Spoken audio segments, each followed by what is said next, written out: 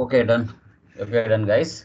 So previous classes లో మనము like price list discussion చేసాం and purchase order sales order ఎలా చేయాలో చెప్పుకున్నాం.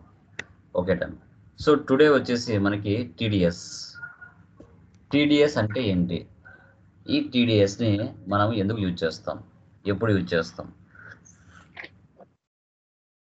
ఏ పర్పస్ మీద టీడీఎస్ మనకు పడుతుంది, ఇవి డిస్కషన్ చేద్దాం. టీడీఎస్ అంటే ట్యాక్స్ డిడక్ట్ అట్ సోర్స్ అంటాం. ఓకే, సో మన ఇండియాలో యాక్చువల్గా 2 టైప్స్ ఆఫ్ ట్యాక్సెస్ ఉంటాయి. ఒకటి డైరెక్ట్ ట్యాక్స్, మరొకటి ఇండైరెక్ట్ ట్యాక్స్. డైరెక్ట్ ట్యాక్స్ కింద ఇన్కమ్ ట్యాక్స్ డిపార్ట్మెంట్ వస్తుంది, ఇండైరెక్ట్ ట్యాక్స్ కింద జిఎస్టీ వస్తుంది. ఓకే సార్, ఈ టీడీఎస్ అనేది ఎలాంటి సెక్షన్స్ కింద, ఎలాంటి సిచ్యువేషన్స్లో, ఏ బేస్ మీద ఏ అమౌంట్ ఎక్కడ ఎలా కట్ అవుతుంది అనేది మనం చెప్పుకోవాలి. ఓకే, ఇక్కడ మనం చూస్తే section, nature of payment, limit అని ఉంటాయి. ఓకే, సో ఇది ఇన్కమ్ ట్యాక్స్ యాక్ట్ 1961 ప్రకారంగా ఈ ఇన్కమ్ ట్యాక్స్ డిపార్ట్మెంట్కి పే చేయాలి. ఎవరు అంటే మనకు చాలా ఉంటాయి టీడీఎస్ రేట్స్ మార్కెట్లో మీరు గమనిస్తే. ఓకే, ఇక్కడ salaries, commissions, professional fees, interest on securities, room rents, horse races, commissions, lotteries, okay, వీటన్నిటి ఈపీఎఫ్, వీటన్నిటి మీద పడతాయండి. ఇంకా చాలా ఉంటాయి, ఇవే కాదు, వీటికి సెక్షన్స్ కూడా ఉంటాయి. ఓకే, ఇప్పుడు మీరు ఒక ఎంఎన్సీ కంపెనీలో పనిచేస్తున్నారు, మీ శాలరీ 50,000 అనుకోండి. 45,000 మీ అకౌంట్లో వేస్తారు, 5,000 మీ పేరు మీద ఇన్కమ్ ట్యాక్స్ డిపార్ట్మెంట్, నువ్వు పనిచేసే కంపెనీ నీ పేరు మీద గవర్నమెంట్ ఇన్కమ్ ట్యాక్స్ డిపార్ట్మెంట్కి పే చేస్తుంది. అంటే ఒక సగటు మనిషి నెలకు ఎంత సంపాదిస్తున్నాడు, దాని మీద గవర్నమెంట్కి లీగల్గా ఎంత అమౌంట్ పే చేస్తున్నాడు. తర్వాత నువ్వు పెద్ద పెద్ద అపార్ట్మెంట్స్ ఉంటాయి హైదరాబాద్, బెంగళూరు వాటిల్లో, దాంట్లో ఒక్కొక్కరి అపార్ట్మెంట్లో 10,000, 20,000 లేదా 40,000 అట్లా ఉంటాయి రూమ్ రెంట్లు. ఆ రూమ్ రెంట్లో ఎవరైతే ఉంటారో వాళ్ళు ఇన్కమ్ ట్యాక్స్ డిపార్ట్మెంట్కి ఒక 5%, 10% గవర్నమెంట్ ఇచ్చిన ట్యాక్స్ ప్రకారంగా పే చేయాలి. పే చేసి రిమైనింగ్ అమౌంట్ ఓనర్కి ఇవ్వాలి. తర్వాత హార్స్ రేసెస్ మీద, కమిషన్స్ మీద, లాటరీస్ మీద, ఈపీఎఫ్ మీద, వీటి మీద కూడా కట్ అవుతాయి.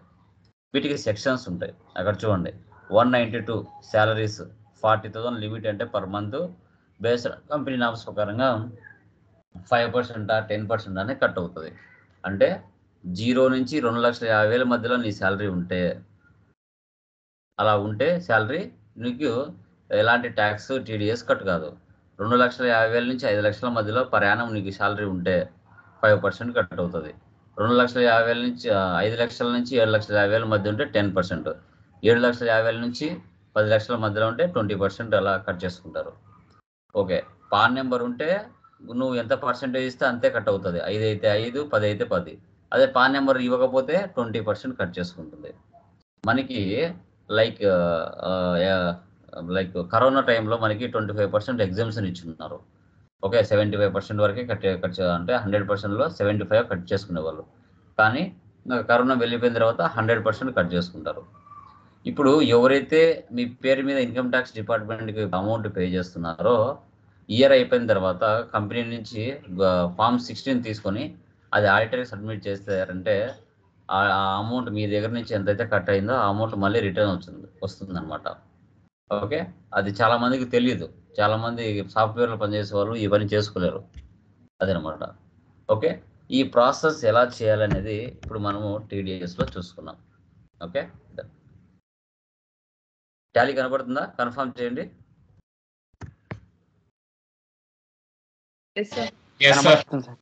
TDS Andhra Pradesh control A,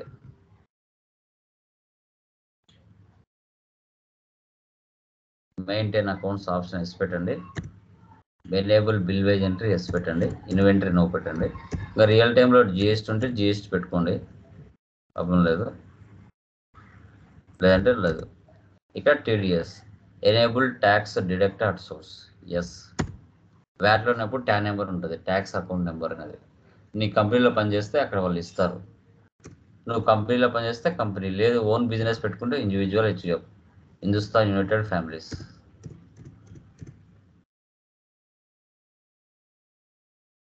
accept or no say. Okay, so క్రియేట్లోకి వెళ్దాం. క్రియేట్లోకి వెళ్ళిన తర్వాత ఇక్కడ టీడీఎస్ నేచర్ ఆఫ్ పేమెంట్స్లోకి వెళ్ళాలి. ఇప్పుడు మన ఎగ్జాంపుల్స్ ఇచ్చాను అక్కడ మీకు నేను. Salaries, rent, commission.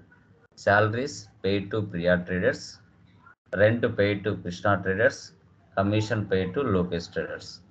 Okay, so ఇప్పుడు శాలరీస్కి సెక్షన్ 192 ఉంది, రెంట్కి సెక్షన్ 194 అయ్యింది, కమిషన్కి 194H ఉంది.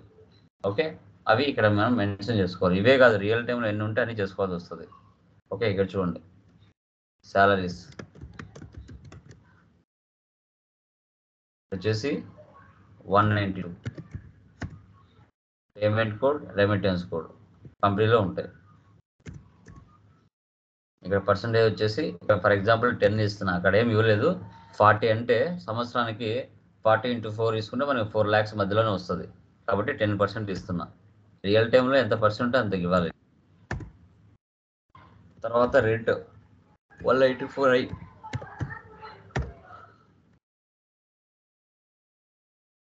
అంటే 10%. తర్వాత కమిషన్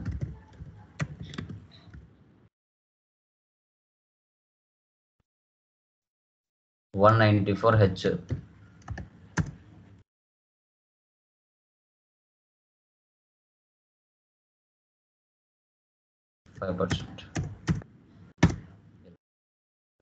ఇంకా రియల్ టైంలో ఎన్ని ఉంటే అన్ని చేసుకోవాలి.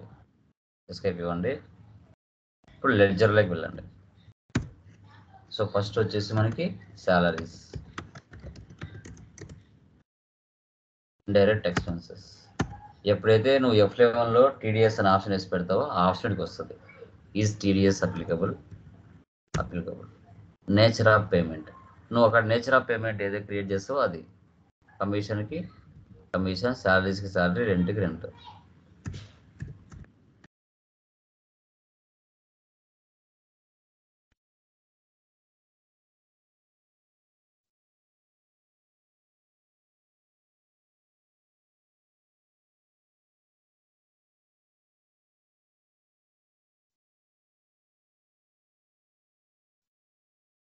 తర్వాత Priya traders,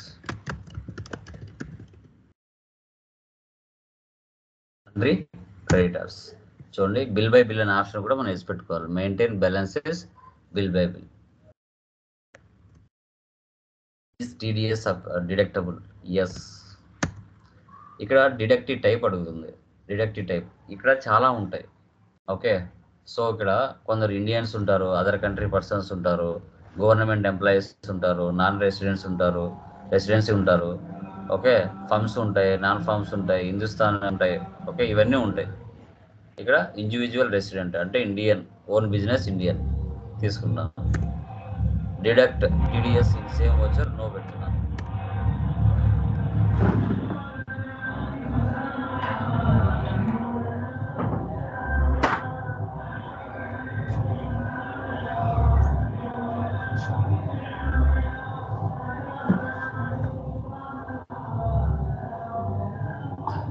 guys,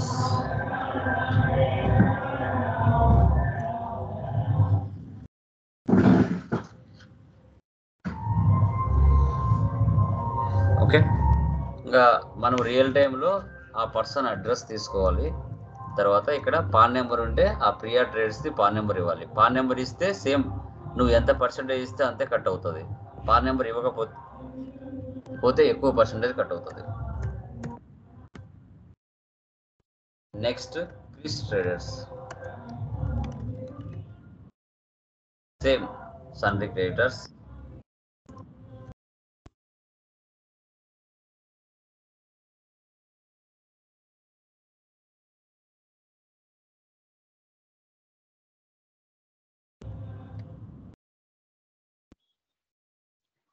sir Priya traders అంటే అది కంపెనీయే సార్? అది కంపెనీకి మనం ఎందుకు సాలరీస్ ఇస్తాం సార్? మన కంపెనీ అయితే మనం ఇచ్చుకుంటాం. కానీ ఇప్పుడు నువ్వు ఒక కంపెనీలో పనిచేస్తే ఓకేనా, ఆ కంపెనీ వాళ్ళు నీకు ఇస్తారు శాలరీస్. రిమైనింగ్ నీకు ఎంతైతే కట్ అవుతుందో అది గవర్నమెంట్కి నీ పేరు మీద కడతారు. అంటే ఇక్కడ salaries paid to Priya traders అన్నది అంటే మనం ప్రియా ట్రేడర్స్ ఇచ్చినట్టే కదా? అందుకే మరి ఫస్ట్ అలాంటి విన్ని ఫస్ట్ విన్న తర్వాత డౌట్ అడుగు. ఓకే, ఫస్ట్ ప్రాసెస్ అయిపోయినంత ఓకే. అర్థమవుతుంది. సో నెక్స్ట్ వచ్చేసి లోకేష్ ట్రేడర్స్.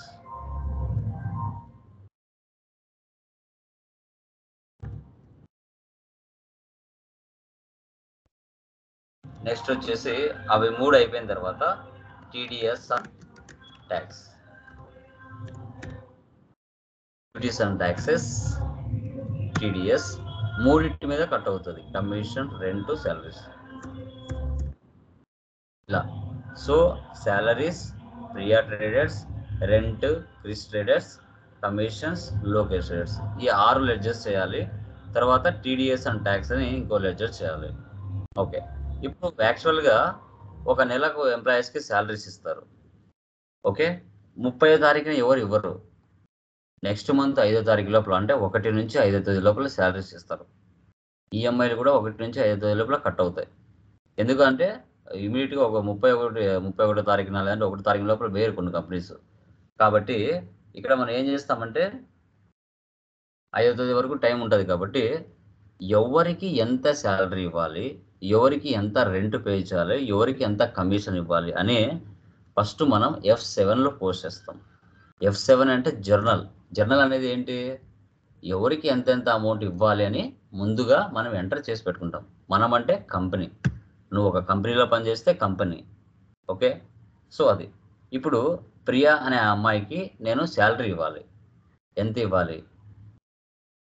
సో ఆమెకి ఎంత? 40,000 ఇవ్వాలి. ఓకేనా? సో అది ఫర్ ఎగ్జాంపుల్ నేను F7లో పోస్ట్ చేస్తాను. ఇక్కడ F7 నేను 5th మంత్ తీసుకుంటున్నాను, ఎందుకంటే 4th మంత్లో 30 డేస్ ఉంటాయి, అందుకు 5th మంత్ తీసుకుంటాను. ప్రియాకి ఎంత ఇవ్వాలి శాలరీ? వచ్చేసి 40,000. లైక్ ఇక్కడ వచ్చేసి ఫస్ట్ శాలరీ ఇవ్వండి 40,000. ప్రియా ట్రేడర్స్ అంటే ఎవరికి ఎంత శాలరీ ఇవ్వాలి? ప్రియాకి వచ్చేసి 40,000 ఇవ్వాలి. ఇక్కడ న్యూ రెఫరెన్స్ తీసుకోవాలి. న్యూ రెఫరెన్స్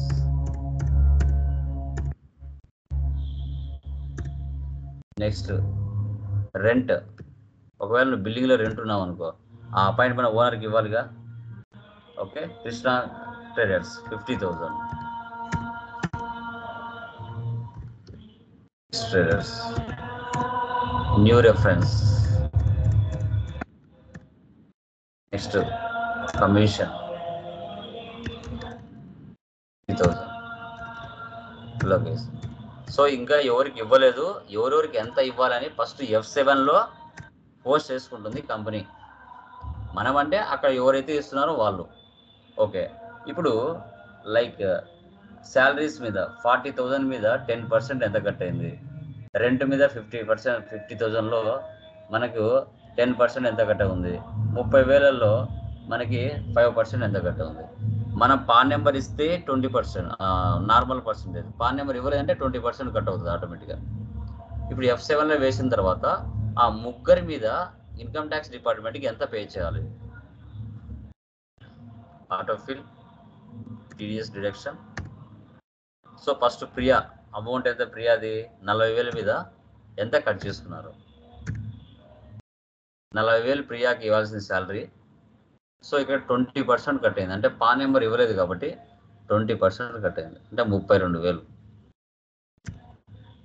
అగెనెస్ట్ రెఫరెన్స్ అంటే 40,000 శాలరీలో 8,000 టీడీఎస్ కట్ అయింది, రిమైనింగ్ 32,000 ఆమెకి ఇవ్వాలి. నెక్స్ట్ మళ్ళీ ఆటోఫిల్,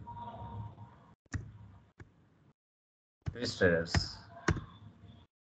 సో 50,000 రూమ్ రెంట్ అయితే 10,000 టీడీఎస్ కట్ అయింది, అంటే 20% కట్ చేసింది. కానీ మనం ఇచ్చినేమో 10%, కానీ 20 ఎందుకు తీసుకుంది?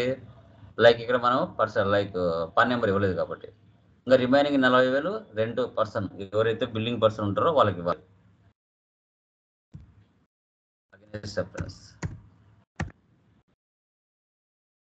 తర్వాత మళ్ళీ ఆటోఫిల్,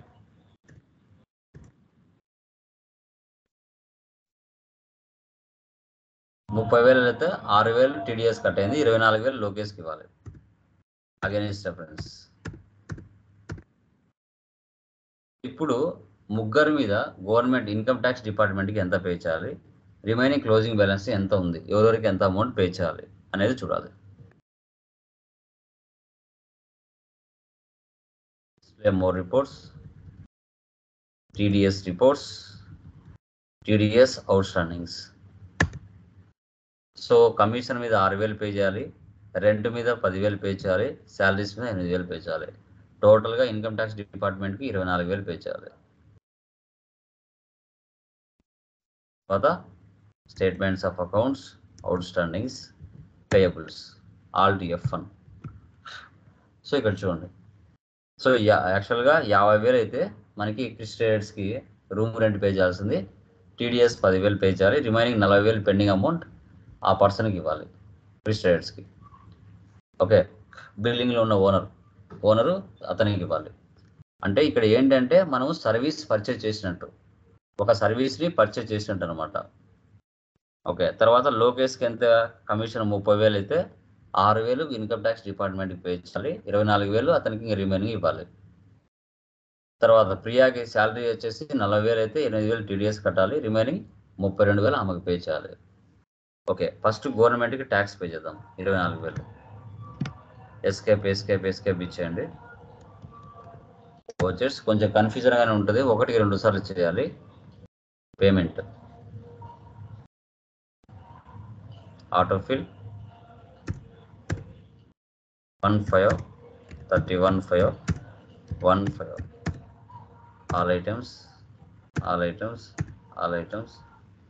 ఆల్ ఐటమ్స్ క్యాష్.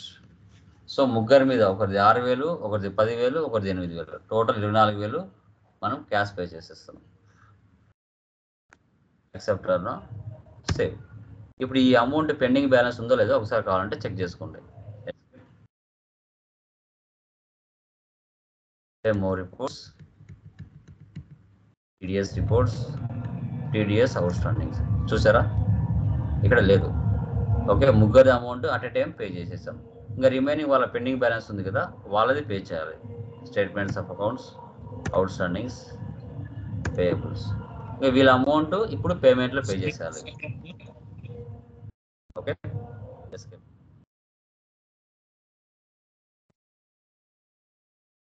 వచ్చేసి ఇప్పుడు పేమెంట్లోకి వెళ్ళండి.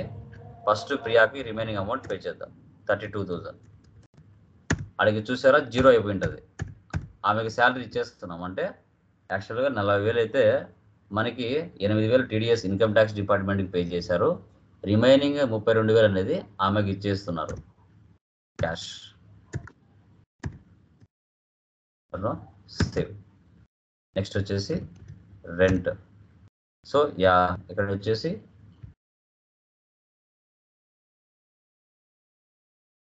Like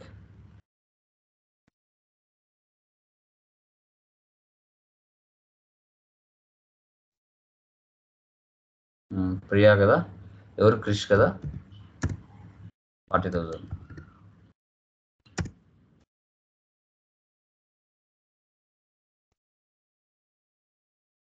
next Lokesh traders 24,000.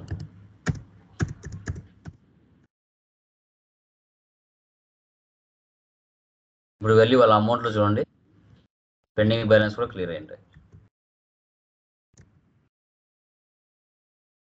చూసారా, క్లియర్ అయిపోయినాయి. అంటే ఇక్కడ టీడీఎస్ అనేది ఏంటంటే మనము సర్వీస్ పర్చేజ్ చేసినట్టుగా కనపడుతుంది. ఓకే, ఇప్పుడు మీరు ఒక కంపెనీలో పనిచేస్తున్నారు అంటే, ఇప్పుడు మీరు కంపెనీలో పనిచేస్తున్నారంటే కంపెనీ ఏం చేయాలి, శాలరీస్ ఇవ్వాలి. ఎవరికి ఇవ్వాలి, ఆ పర్టికులర్ నేమ్ కలిగిన వ్యక్తికి ఇవ్వాలి. ఓకే, నేమ్ వైజ్ మనము డిఫైన్ చేస్తుంది అనమాట. ఇప్పుడు మనం ఒక పర్సన్ దగ్గర నుంచి స్టాక్ ఆర్ గూడ్స్ పర్చేజ్ చేస్తే అతనికి మనం డబ్బులు ఇవ్వాలి కదా, 1 వీక్ తర్వాతనో 1 మంత్ తర్వాతనో. అలాగే ఇక్కడ ఎవరికి ఎంత అమౌంట్ ఇవ్వాలి అనేది ఫస్ట్ మనం F7 జర్నల్లో పాస్ చేసుకున్న తర్వాత వాళ్ళ శాలరీస్ని బట్టి, వాళ్ళ రెంట్స్ని బట్టి, వాళ్ళ కమిషన్స్ బట్టి ఎవరెవరికి ఎంత పర్సెంటేజ్ కట్ చేయాలో ఫస్ట్ కట్ చేసుకోవాలి. కట్ చేసుకున్న తర్వాత గవర్నమెంట్ ఇన్కమ్ ట్యాక్స్ డిపార్ట్మెంట్కి పే చేయాలి. ఎవరెవరి మీద ఎంత అమౌంట్ కట్ అయిందో అది పే చేసిన తర్వాత రిమైనింగ్ అమౌంట్ ఏదైతే ఉంటుందో అది వాళ్ళకు అకౌంట్లలో వేసేయాలి. ఈ విధంగా మనము టీడీఎస్ ప్రాసెస్ అనేది చేయడం జరుగుతుంది. రియలిస్టిక్లో కూడా ఇలాగే ఉంటుంది.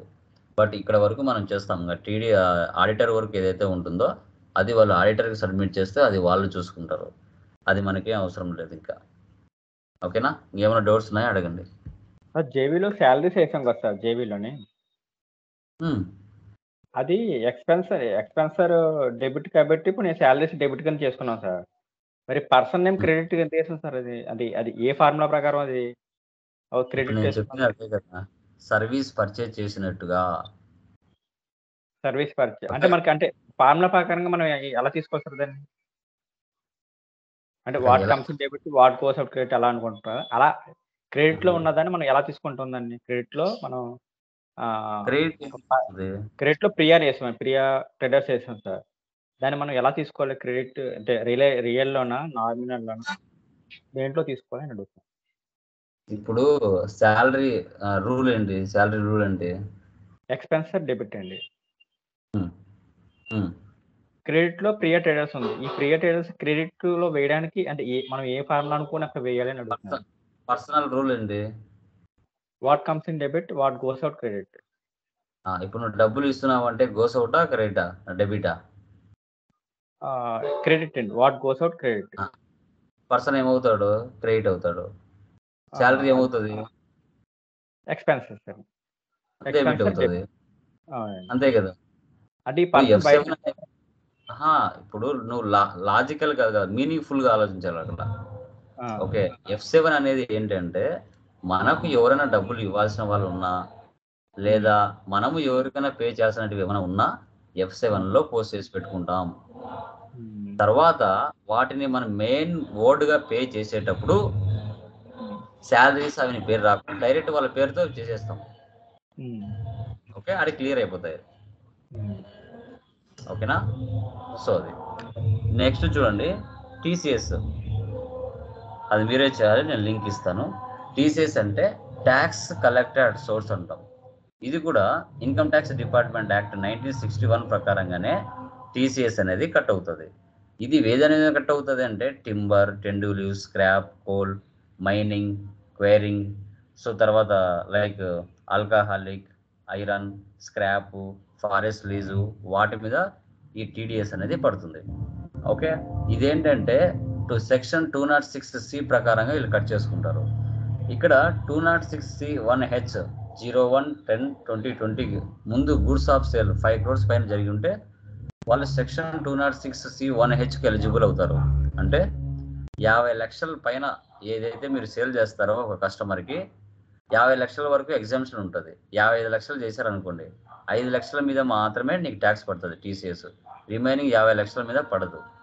ఒకవేళ 55 లక్షలకు మీరు సేల్ చేశారు, దాంట్లో 7 లక్షలు రిటర్న్ చేశారు, టీసీఎస్ ఏమనేది కలెక్ట్ చేయరు. అది కలెక్ట్ చేయాల్సిన అవసరం కూడా ఉండదు. సో ఇలాంటివి ఏమైనా అప్ అండ్ డౌన్స్ ఏమైనా ఉంటే ఆడిటర్స్ కానీ మీకు కింద సిఎస్ కానీ ఎవరైనా ఉంటారో వాళ్ళని మీరు క్లారిఫై చేసుకోవచ్చు.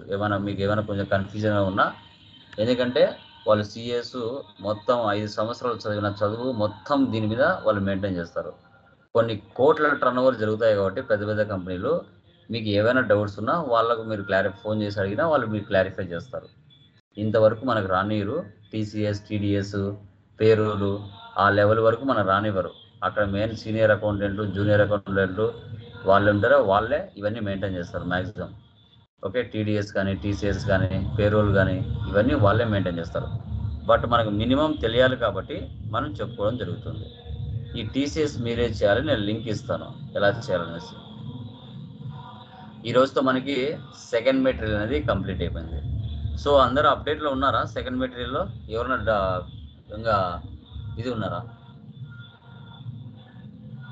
ఎవరికైనా డౌట్స్ ఉన్నాయమ్మా సెకండ్ మెటీరియల్లో? Please confirm. క్లియరా? అసైన్మెంట్స్ రాసి